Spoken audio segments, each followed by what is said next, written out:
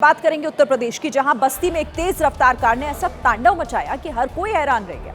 तस्वीरें बस्ती के हाईवे से आई हैं, जहां पर रफ्तार में दौड़ रही कार ने बाइक सवार युवकों को रौंद डाला। घायल युवकों का अस्पताल में इलाज चल रहा है, लेकिन उनकी हालत गंभीर बनी हुई है।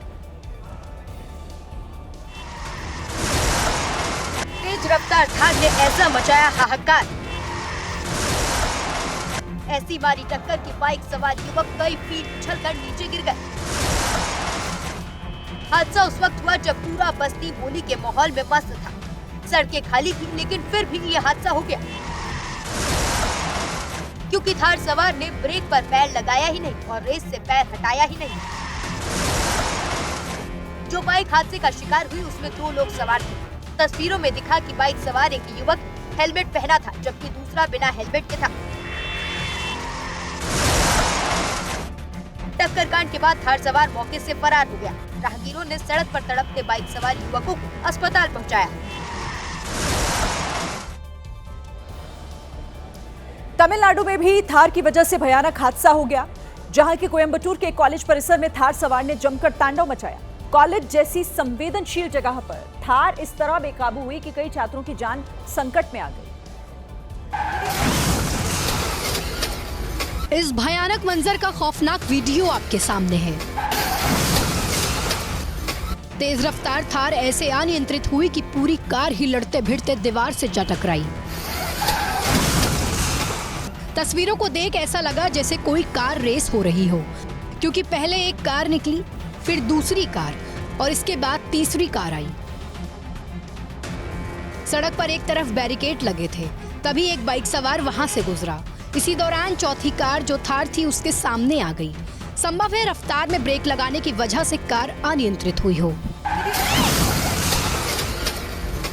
थार सीधा सड़क किनारे खड़ी मोटरसाइकिलों पर चढ़कर दीवार से टकरा गई। हादसे के वक्त कई छात्र और छात्राएं वहां खड़े थे, लेकिन किस्मत अच्छी थी कि कोई कार की चपेट में नहीं आया। देखिए, तेज रफ्तार हानिकारक है, ये बात तो हर किसी को मालूम है, लेकिन रफ्तार के सौदागर ये मानने को तैयार नहीं। वो तो यमराज बनकर शहर शहर तांडव मचा रहे हैं। आजमगढ़ से हादसे की एक ऐसी ही डरावनी तस्वीर सामने आई। ठेले वाले को क्या पता था, अगले ही पल उसका सामना यमराज से होने वाला है। टक्कर की इस आवाज को सुनकर इलाके में हड़कंप मच गया। छोले कुलचे का ठेला लगाने वाले हरेंद्र सोनकर रात के वक्त घर वापस लौट रहा था,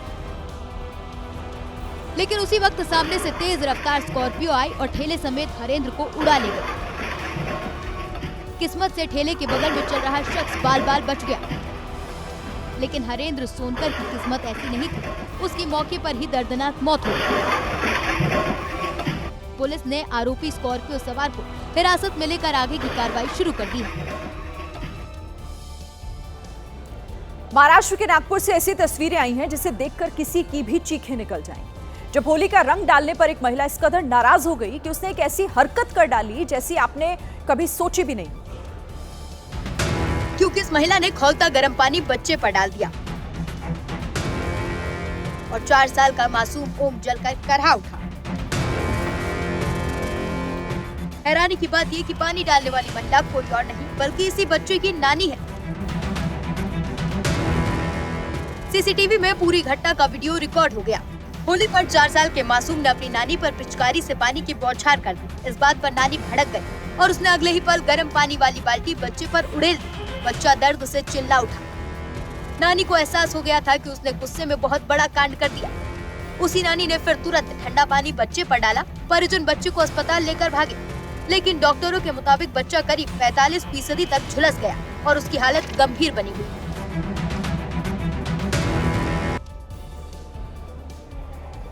अंग्रेजी में एक कहावत है, everything is fair in love and war.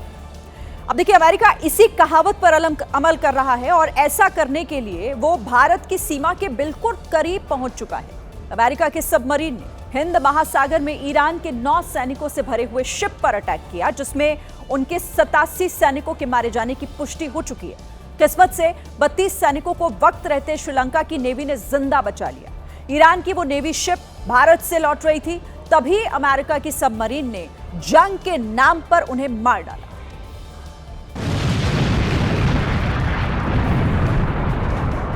Iran के नेवल शिप आइरिस डेना के तबाह होने का वीडियो भी जारी किया गया।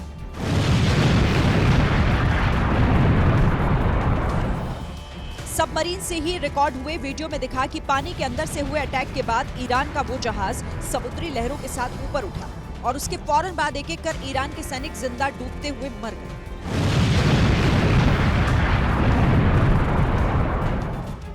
खबरें हैं कि ईरान का वो जहाज अपने रास्ते पर ही चल रहा था।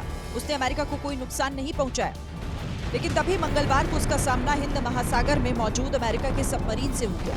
अमेरिका को जैसे ही पता चला कि सामने ईरान का नेवी शिप है, उसने टॉर्पीडो अटैक कर दिया। जवाब में ईरान ने भी अटैक किया, लेकिन वो ज्यादा देर टिक नहीं पाए।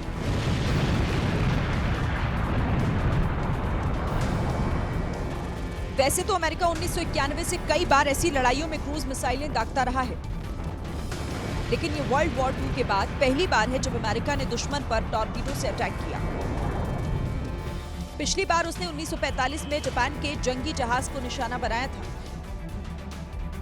आज करीब 80 साल बाद फिर से अमेरिका की सबमरीन एक्शन में आई और ईरान के नौसैनिकों को मार डाला।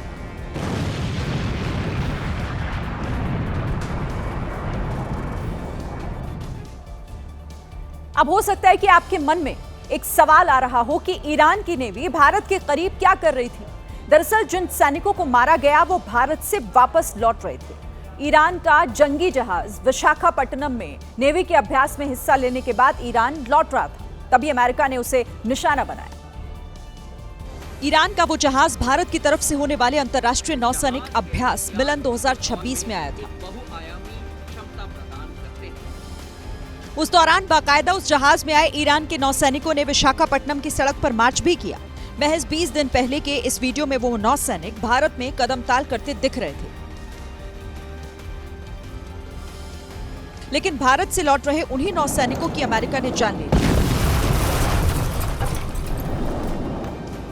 कुछ दिन पहले तक भारत में रहने वाले वो सैनिक श्रीलंका के तटों पर कफन में लिपटे हुए हैं। लाशें इतनी ज्यादा थी कि उन्हें ट्रकों में भरकर लाया गया। उधर ट्रंप का प्रशासन इस क्रूर हत्या के बाद अपनी पीठ थपथपा रहा है। व्हाइट हाउस ने बताया कि अमेरिका ने अब तक ईरान के 20 जंगी जहाजों को तबाह कर दिया है। उनके टॉप सबमरीन भी अब हमले के बाद बर्बाद हो गए हैं। हालांकि ईरान ने भी अब बदला लेना शुरू कर दिया है। उसने फारस की खाड़ी में अमेरिका के तेल टैंकर पर हमले का दावा किया। दूसरी तरफ आज भारत ने खामेनेई की मौत पर दुख जताया है। भारत के विदेश सचिव ने आज भारत सरकार की ओर से ईरान के दूतावास में खामेनेई की शोक पुस्तिका पर साइन किए। ये एक तरह का डिप्लोमेसी वाला मैसेज था, जिसके जरिए भारत ने ईरान को खामेनेई की मौत के बाद मोरल सपोर्ट दिया है। मिडिल ईस्ट की जंग को अब एक हफ्ता पूरा होने वाला है, लेकिन अभी तक तेहरान की बर्बादी की कहानी खत्म नहीं हुई है। बीते 24 घंटे में फिर ऐसे कई वीडियो सामने आए जिसमें तेहरान के अंदर बमबारी होती देखी गई। इजराइल और ईरान ने इतने बम बरसाए कि पूरा तेहरान धुआं हो गया। पहले से ही गिरी मिसाइलों की वजह से तो धुएं का गुब्बार उठा ही था, तभी एक और हमले ने तबाही का लेवल और बढ़ा दिया। धमाके की दिल दहला देने वाली आवाज की वजह से वहां उड़ रही पक्षियां भी जान बचाकर इलाके से दूर जाने की कोशिश में थी। तेहरान पर बमबारी के दूसरे वीडियो में वहां बिल्डिंगों के पीछे एक के बाद एक कई धमाके होते हुए दिखाई दिए।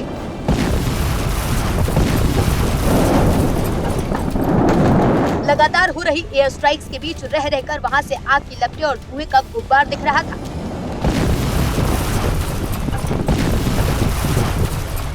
ये लगातार छठी रात थी जब ईरान के लोगों को धमाकों की आवाज के साथ अपनी नींद हराम करनी पड़ी।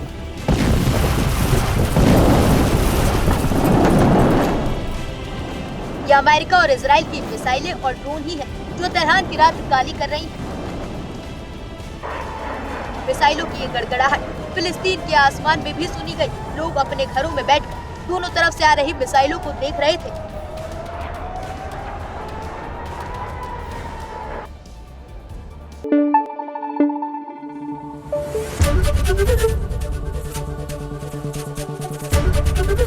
एबीपी न्यूज आपको रखे आगे।